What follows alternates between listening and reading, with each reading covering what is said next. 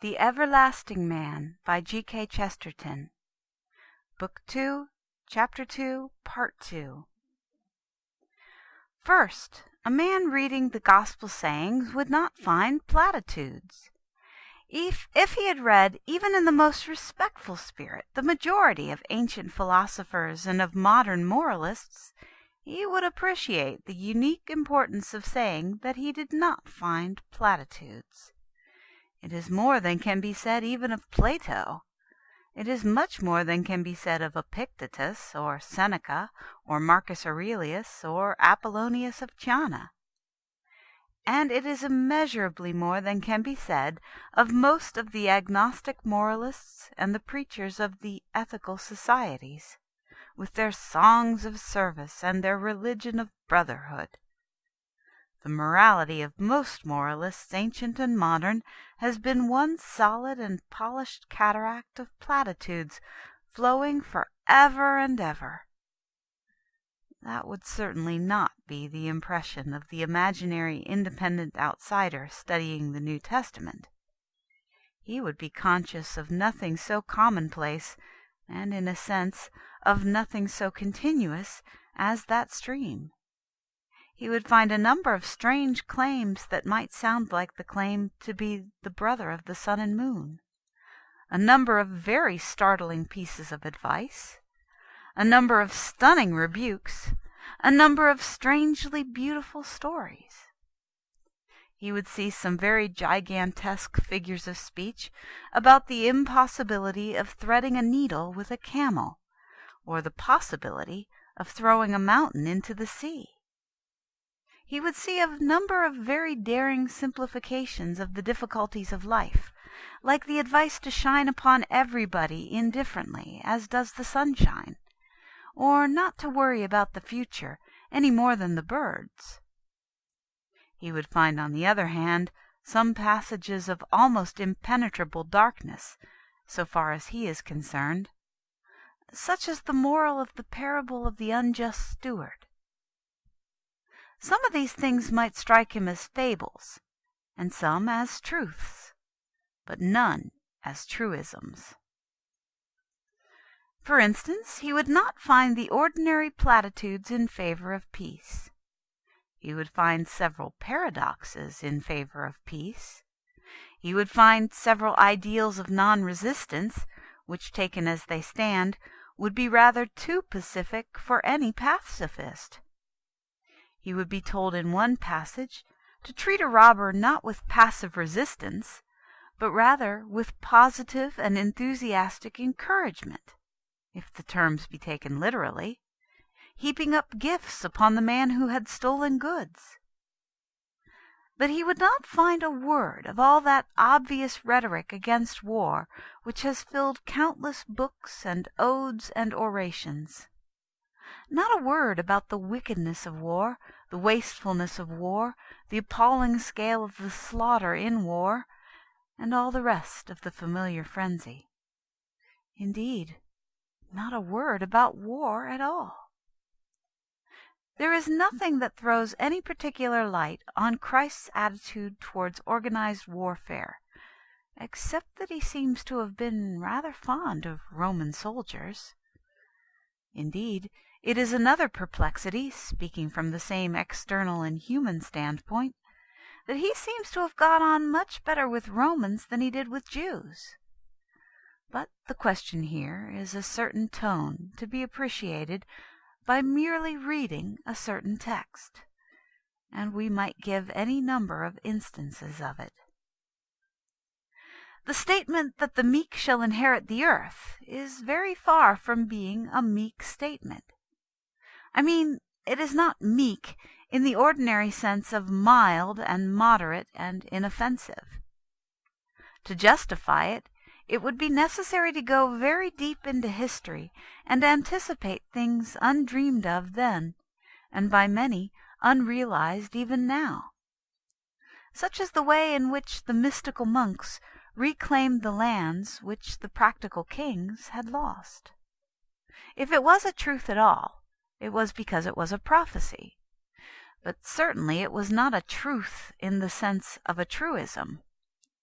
The blessing upon the meek would seem to be a very violent statement, in the sense of doing violence to reason and probability. And with this we come to another important stage in the speculation. As a prophecy, it really was fulfilled, but it was only fulfilled long afterwards. The monasteries were the most practical and prosperous estates and experiments in reconstruction after the barbaric deluge. The meek did really inherit the earth. But nobody could have known anything of the sort at the time, unless indeed there was one who knew. Something of the same thing may be said about the incident of Martha and Mary, which has been interpreted in retrospect and from the inside by the mystics of the Christian contemplative life. But it was not at all an obvious view of it, and most moralists, ancient and modern, could be trusted to make a rush for the obvious. What torrents of effortless eloquence would have flowed from them to swell any slight superiority on the part of Martha! What splendid sermons about the joy of service and the gospel of work, and the world left better than we found it, and generally all the 10,000 platitudes that can be uttered in favor of taking trouble by people who need take no trouble to utter them. If in Mary, the mystic and child of love, Christ was guarding the seed of something more subtle, who was likely to understand it at the time? Nobody else could have seen Clare and Catherine and Teresa shining above the little roof at Bethany. It is so in another way, with that magnificent menace about bringing into the world a sword to sunder and divide. Nobody could have guessed then either how it could be fulfilled or how it could be justified. Indeed, some freethinkers are still so simple as to fall into the trap and be shocked at a phrase so deliberately defiant. They actually complain of the paradox not being a platitude. But the point here is that if we could read the gospel reports as things as new as newspaper reports, they would puzzle us and perhaps terrify us much more than the same things as developed by historical Christianity. For instance, Christ, after a clear allusion to the eunuchs of Eastern courts, said there would be eunuchs of the kingdom of heaven. If this does not mean the voluntary enthusiasm of virginity, it could only be made to mean something much more unnatural or uncouth. It is the historical religion that humanizes it for us by experience of Franciscans or of Sisters of Mercy. The mere statement standing by itself might very well suggest a rather dehumanized atmosphere, the sinister and inhuman silence of the Asiatic harem and divan. This is but one instance out of scores, but the moral is that the Christ of the Gospel might actually seem more strange and terrible than the Christ of the Church. I am dwelling on the dark or dazzling or defiant or mysterious side of the Gospel words, not because they had not obviously a more obvious and popular side, but because this is the answer to a common criticism on a vital point. The freethinker frequently says that Jesus of Nazareth was a man of his time, even if he was in advance of his time, and that we cannot accept his ethics as final for humanity. The freethinker then goes on to criticize his ethics, saying plausibly enough that man cannot turn the other cheek, or that they must take thought for the morrow, or that the self-denial is too ascetic, or the monogamy too severe. But the zealots and the legionaries did not turn the other cheek any more than we do, if so much. The Jewish traders and Roman tax-gatherers took thought for the morrow as much as we, if not more. We cannot pretend to be abandoning the morality of the past for one more suited to the present. It is certainly not the morality of another age, but it might be of another world. In short, we can say that these ideals are impossible in themselves. Exactly what we cannot say is that they are impossible for us. They are rather notably marked by a mysticism which, if it be a sort of madness, would always have struck the same sort of people as mad. Take, for instance, the case of marriage and the relations of the sexes. It might very well have been true that a Galilean teacher taught things natural to a Galilean environment. But it is not. It might rationally be expected that a man in the time of Tiberius would have advanced a view conditioned by the time of Tiberius. But he did not. What he advanced was something quite different, something very difficult, but something no more difficult now than it was then. When, for instance, Muhammad made his polygamous compromise, we may reasonably say that it was conditioned by a polygamous society. When he allowed a man 4 wives, he was really doing something suited to the circumstances, which might have been less suited to other circumstances. Nobody will pretend that the 4 wives were like the 4 winds, something seemingly a part of the order of nature. Nobody will say that the figure 4 was written forever in stars upon the sky.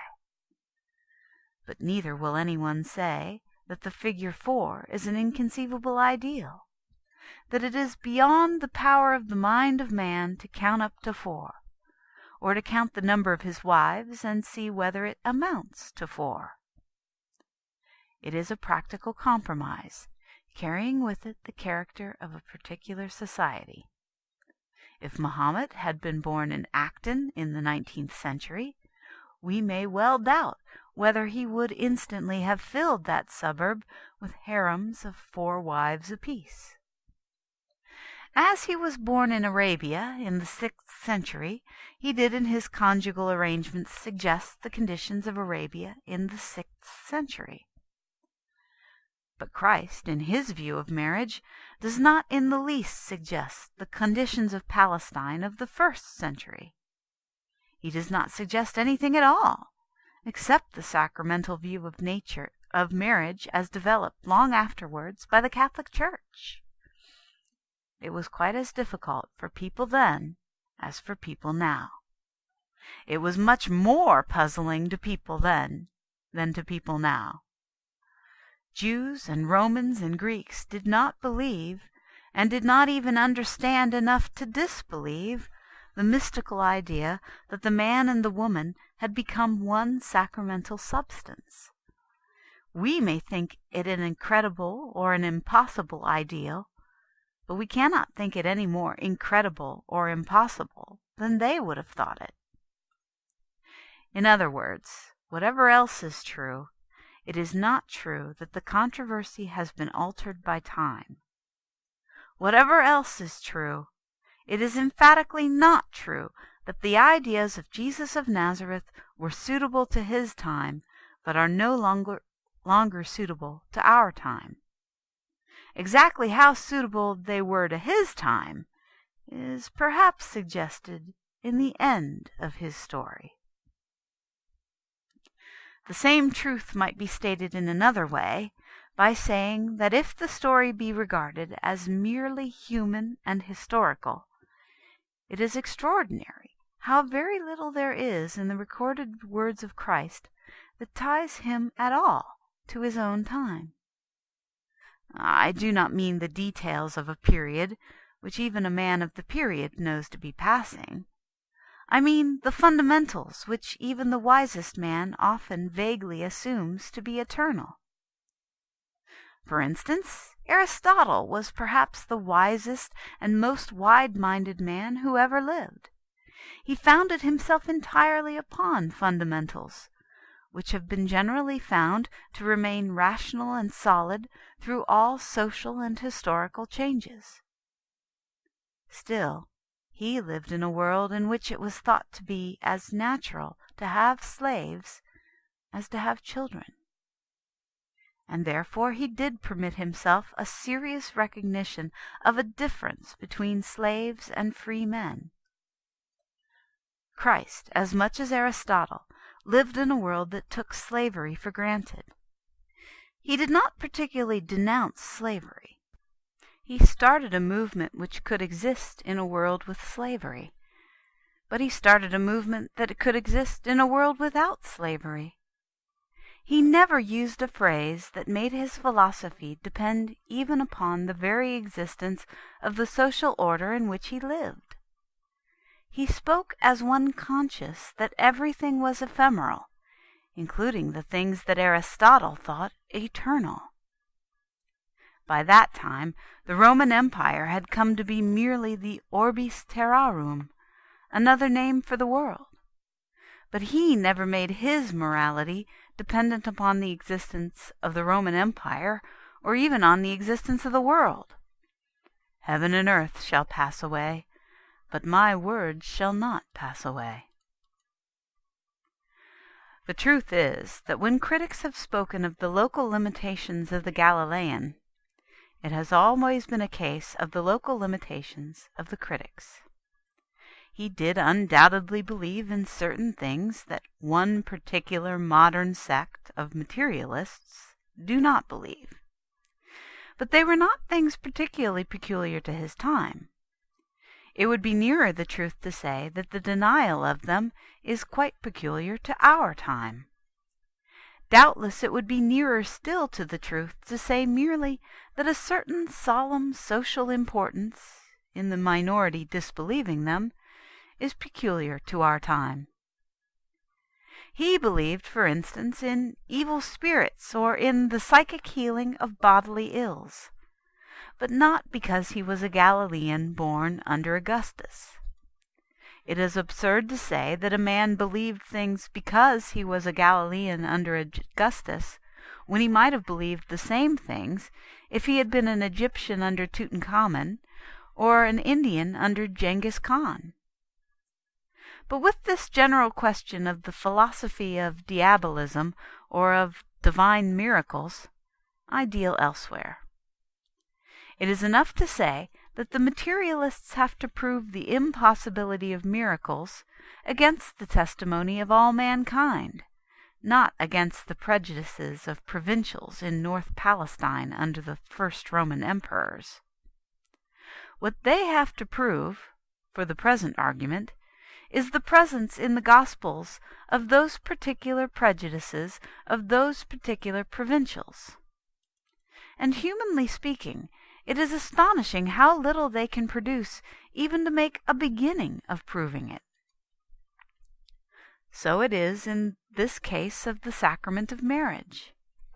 We may not believe in sacraments as we may not believe in spirits, but it is quite clear that Christ believed in this sacrament in his own way, and not in any current or contemporary way. He certainly did not get his argument against divorce from the Mosaic law, or the Roman law, or the habits of the Palestinian people. It would appear to his critics then exactly what it appears to his critics now, an arbitrary and transcendental dogma coming from nowhere, save in the sense that it came from him. I am not at all concerned here to defend that dogma. The point here is that it is just as easy to defend it now as it was to defend it then. It is an ideal altogether outside time, difficult at any period, impossible at no period. In other words, if anyone says it is what might be expected of a man walking about in that place at that period, we can quite fairly answer that it is much more like what might be the mysterious utterance of a being beyond man, if he walked alive among men. I maintain, therefore, that a man reading the New Testament frankly and freshly would not get the impression of what is now often meant by a human Christ. The merely human Christ is a made-up figure, a piece of artificial selection, like the merely evolutionary man. Moreover, there have been too many of these human Christs found in the same story, just as there have been too many keys to mythology found in the same stories. 3 or 4 separate schools of rationalism have worked over the ground and produced 3 or 4 equally rational explanations of his life. The first rational explanation of his life was that he never lived. And this in turn gave an opportunity for 3 or 4 different explanations, as that he was a sun myth, or a corn myth, or any other kind of myth that is also a monomania. Then the idea that he was a divine being who did not exist gave place to the idea that he was a human being who did exist. In my youth it was the fashion to say that he was merely an ethical teacher in the manner of the Essenes, who had apparently nothing very much to say that Hillel or 100 other Jews might not have said, as that it is a kindly thing to be kind, and an assistance to purification to be pure. Then somebody said he was a madman with a messianic delusion. Then others said he was indeed an original teacher because he cared about nothing but socialism, or, as others said, about nothing but pacifism. Then a more grimly scientific character appeared, who said that Jesus would never have been heard of at all except for his prophecies of the end of the world. He was important merely as a millenarian like Dr. Cumming, and created a provincial scare by announcing the exact date of the crack of doom. Among other variants on the same theme was the theory that he was a spiritual healer and nothing else, a view implied by Christian Science, which has really to expound a Christianity without the crucifixion in order to explain the curing of Peter's wife's mother or the daughter of the centurion. There is another theory that concentrates entirely on the business of diabolism, and what it would call the contemporary superstition about demoniacs, as if Christ, like a young deacon taking his first orders, had got as far as exorcism and never got any further. Now, each of these explanations in itself seems to me singularly inadequate, but taken together they do suggest something of the very mystery which they miss. There must surely have been something not only mysterious but many-sided about Christ, if so many smaller Christs can be carved out of him.